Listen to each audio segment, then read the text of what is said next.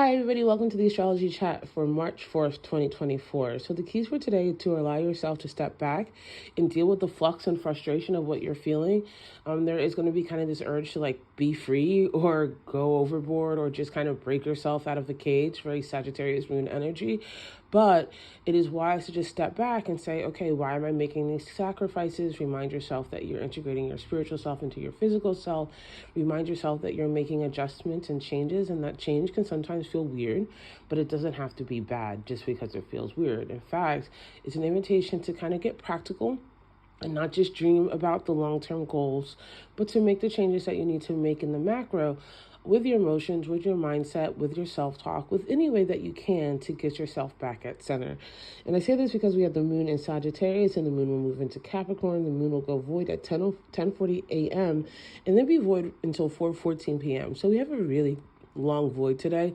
So a lot of things are kind of behind the scenes, intangible. Not really a great day to start anything new, but certainly is a good day to handle your old problems or your old goals or your new goals in a new way. So that's where that adjustment and flux energy is coming from. It's amplified by the fact that we do have the moon in a square to Neptune.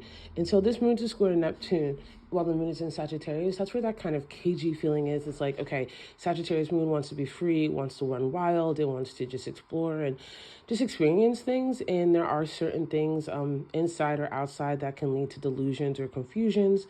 We have to be mindful of self-deception and romanticizing things that you've just decided you really don't want to do anymore because of fear or loneliness or a general sense of caginess. When the moon is squaring Neptune, that's when it's a really good time to kind of step back, get into that meditative place, get into that spiritual place, practice your discernment.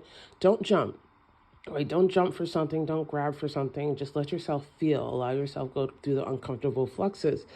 This is also amplified by the fact that we have the moon in a semi-square to Jupiter, which also, again, can make you feel like, I just want to overeat, I just want to like veg out, I don't want to do the work, I just want to chill.